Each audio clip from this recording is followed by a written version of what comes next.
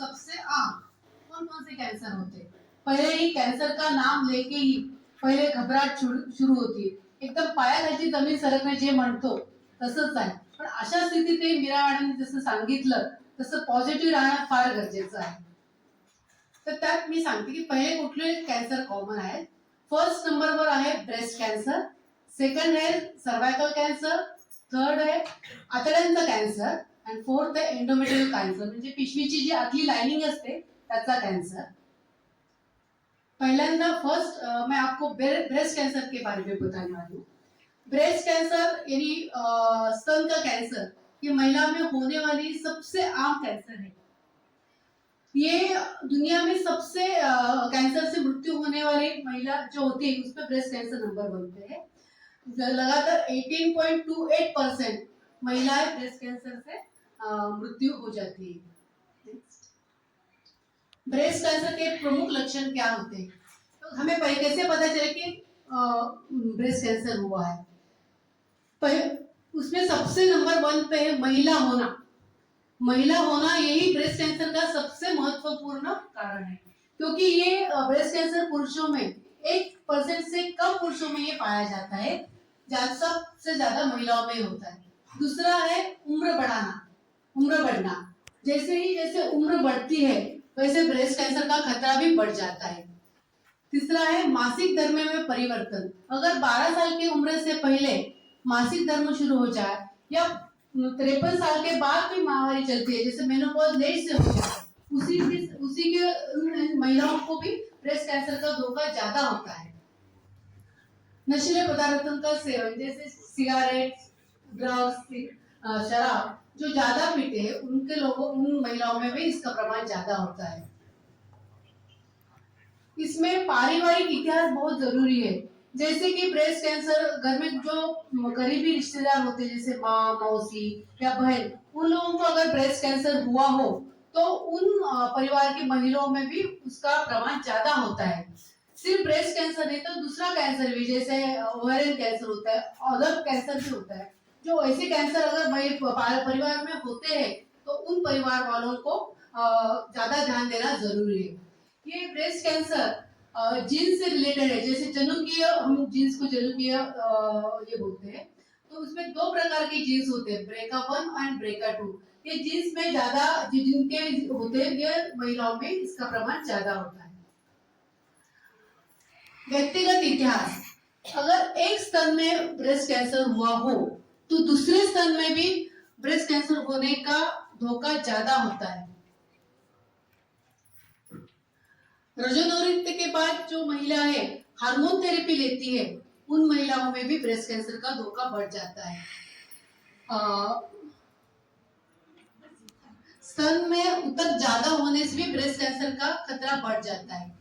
30 साल के बाद अगर पहली गर्भधारणा हो और जो महिला बच्चों को स्तनपान नहीं करती ऐसे महिलाओं में भी ब्रेस्ट कैंसर का धोखा बढ़ जाता है. युवा अवस्था में अगर रेडिएशन की जरूरी पड़े यानी हम जो रेडियोथेरेपी कभी लेना पड़ता है ऐसे महिलाओं को इसका प्रमाण बढ़ जाता है ब्रेस्ट कैंसर का.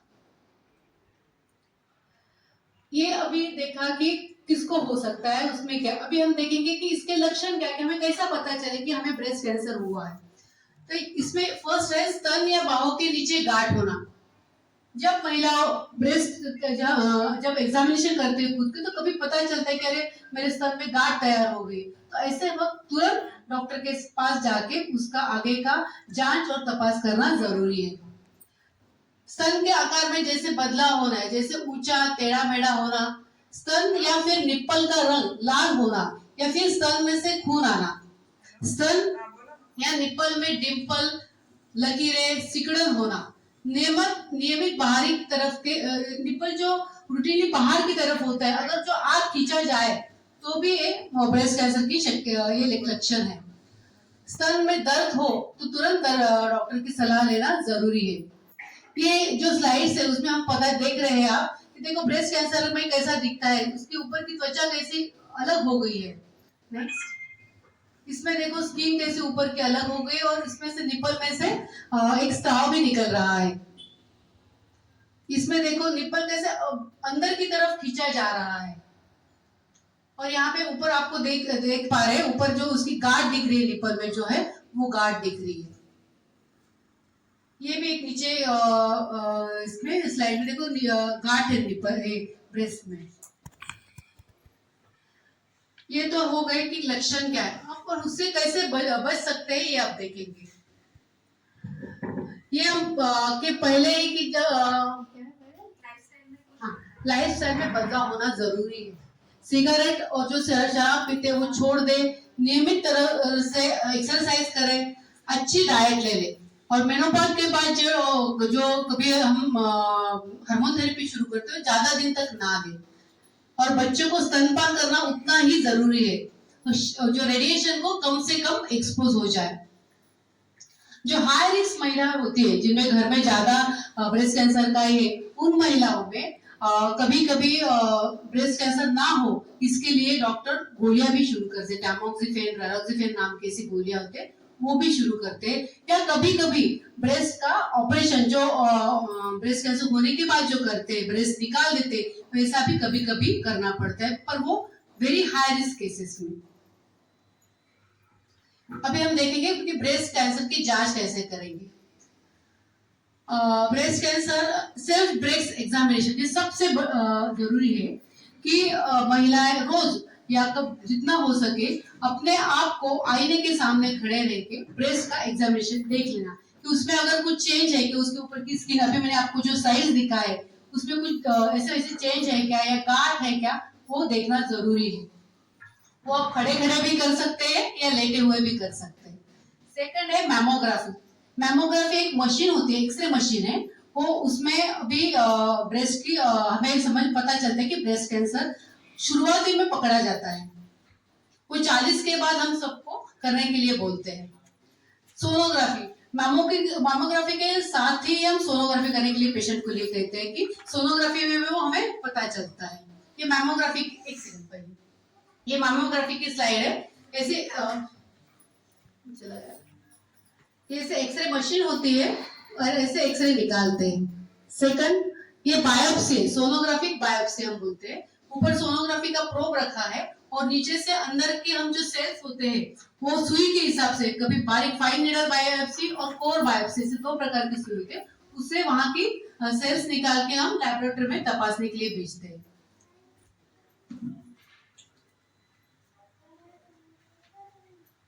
ये देखो कोर नीडल बायोप्सी, बड़ी नीडल है, उससे उसमें का सेल हम सेल निकालते हैं।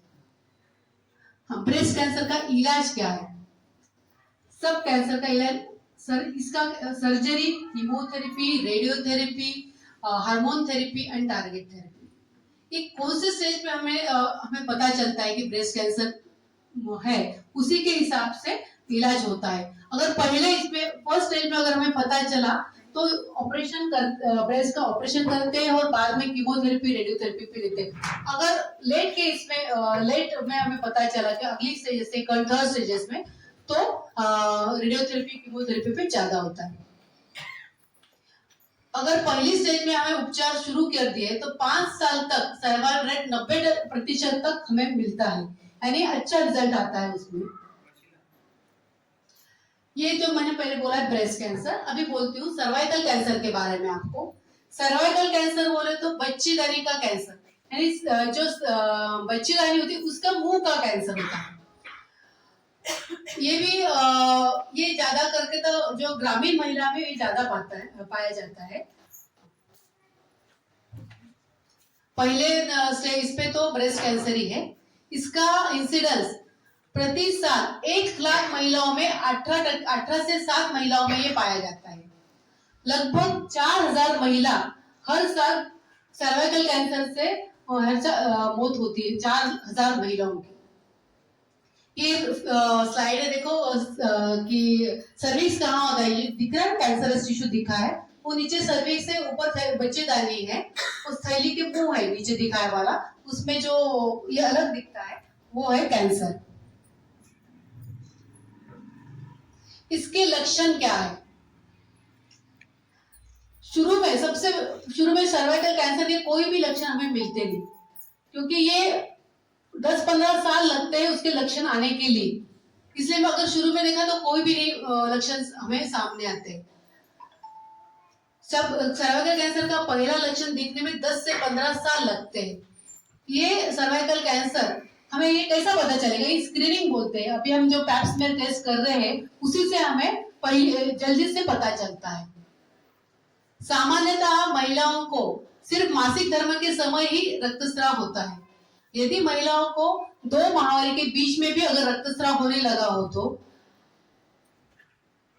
संभोग के बाद भी रक्तस्राव हो रहा हो तो, और मेनोपॉज यानी माहवारी चली गई और फिर भी रक्तस्राव हो रहा तो सर्वाइकल कैंसर होने के चांसेस बहुत है।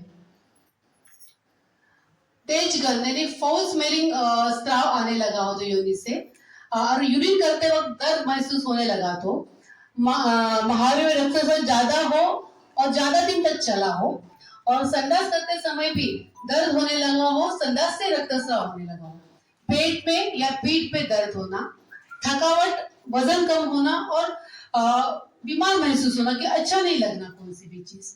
ये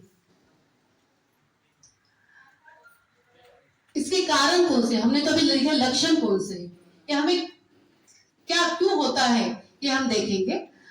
अगर बहुत कम आयु में विवाह हुआ हो, यानी 18 साल के पहले अगर बालिका का विवाह किया हो तो 2 से अधिक बच्चे, जिनको ज्यादा बच्चे हैं उनमें चांसेस दान में संबंधित स्वच्छता का अभाव, धूम्रपान, 1 से अधिक यौन साथी होना, HIV का इन्फेक्शन, इसमें शरीर में इम्यूनिटी कम होती है तो कौन सा भी इन्फेक्शन जल्दी पकड़ लेता है।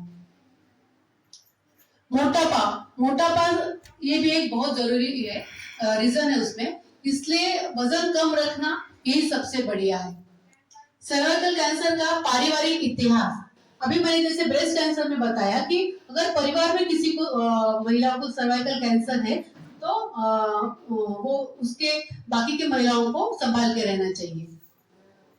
फलों और सब्जियों का कम सेवन करना, यानी डाइट अगर आपका हेल्दी ना हो तो भी चांसेस बढ़ जाते हैं।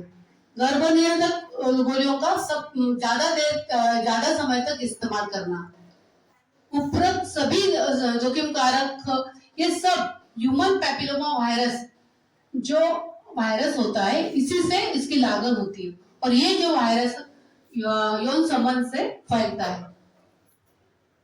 अगर हमने देखा अब इससे कैसे बच सकते हैं, अभी हमने सबने कोरोना के वक्त कोरोना वैक्सीन सबने लिया होगा यहाँ पे जो बैठे, तो हम वैक्सीन वो रोग से बचने के लिए लेते। वैसे अगर सर्वाइकल कैंसर से बचना है तो हम वैक्सीन ले सकते हैं, उसको ह्यूमन सर्वाइकल वैक्सीन कहते हैं। ये 12 से 14 साल की आयु में दिया जाता है, पर आजकल 9 साल से भी देना शुरू करते हैं बालिकों को। इसके अगर बालिका का उम्र 14 साल से कम हो तो इसके 2 ही डोज लगते, एक आज दिया तो 6 महीने में दूसरा डोज होता है। अगर बालिका की उम्र 14 साल के ऊपर हो तो उसकी 3 डोज देने पड़ते हैं, आज एक महीने के बाद एक, और 6 महीने के बाद तीसरा डोज। संभोग करते समय कंडोम का इस्तेमाल, क्योंकि ये यौन संबंध से फिर फैलता है, तो संभोग करते समय अगर कंडोम का इस्तेमाल करें तो उसकी जोखिम कम हो जाती है। यौन संबंध ज्यादा व्यक्ति से ना रखना, स्मोकिंग अगर करते हो तो बंद करना, तंबाकू जन्य पदार्थ खाते हो तो उसका सेवन ना करना। इसकी जांच कैसे की जाती है, अभी तक मैंने आपको सर्वाइकल कैंसर बोला, क्यों होता है ये बोला, तो ये हमें कैसा पता चले, उसकी जांच क्या है। अभी इस साल हम महिला दिनों के, ये अंतर्राष्ट्रीय महिला दिन है, तो उसके लिए हम पैप स्मेयर टेस्ट करवा रहे हैं, ये हफ्ता चला रहे हैं। ये हफ्ते में जो 40 से 50 की उम्र में महिला आती है तो उनके हम पैप स्मेयर कर रहे हैं। वैसे ही पैप स्मेयर, ये इससे हमें सर्वाइकल कैंसर का जल्दी पता चलता है कि लक्षण आने से पहले ही हमें उसका पता चलता है। ये एक सीधी सी टेस्ट होती है, उसमें हम महिला को लेटा के उसके योनि में स्पेकुलम डाल के उधर थैली का जो मुंह होता है उसमें सफेद पानी निकाल के स्लाइड पे निकाल लेते हैं और वो लैबोरेटरी में तपासने के लिए भेजते हैं। कौन कब पैप स्मेयर करनी चाहिए, अगर 21 के नीचे आयु में इतनी जरूरत नहीं होती है। 21 से 29 के आयु में पैप स्मेयर 3-3 साल को करनी चाहिए। और 45 उम्र के ऊपर तो पैप स्मेयर करनी चाहिए 3 साल के। एंड पैपिलोमा डीएनए टेस्ट भी होती है, अगर वो की तो 5 साल में करनी चाहिए। दूसरी है एचपीवी टेस्ट, ये सेम पैप स्मेयर जैसा है। तो पैप स्मेयर को जैसे हम टेस्ट निकालेंगे, जैसी प्रोसीजर करते हैं, वही प्रोसीजर में वो सैंपल हम पैप एचपीवी टेस्ट के लिए भेजते हैं। कार्पोस्कोपी, ये एक दूरबीन होती है। ये दूरबीन से हम थैली का मुंह देखते हैं, तो उसमें अगर कुछ चेंजेस है कैंसर के आने के पहले, जो हम डिस्प्लास्टिक चेंजेस बोलते हैं, उसका पता चलता है। अगर ऐसे चेंजेस दिखने लगे तो उसमें का छोटा सा टुकड़ा निकाल के हम लैब में तपासने के लिए भेजते हैं। सर्वाइकल कैंसर का उपचार, ये सब कैंसर की अवस्था, प्रकार तथा अन्य कारकों जैसे कि रोगों की आयु, उसका फर्क कैसा है, उसके ऊपर अवलंबन है। अगर पहले स्टेज में हमें पता चला और उसका 4 सेंटीमीटर से कम हो तो इसका इलाज सर्जरी होता है और उसके बाद रेडिएशन दिया जाता है। अगर वो 4 सेंटीमीटर से ऊपर हो तो पहले रेडिएशन दिया जाता है।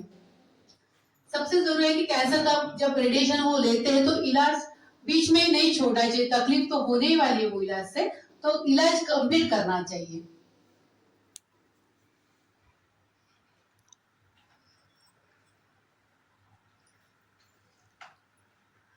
और सब में जरूरी है, इतने सब होने के बाद पॉजिटिव रह के उसको आपको फेस करना जरूरी है। थोड़ा मुश्किल तो है, पर तो भी पॉजिटिव रहो तो इलाज का असर ज्यादा अच्छा रहेगा। Thank you.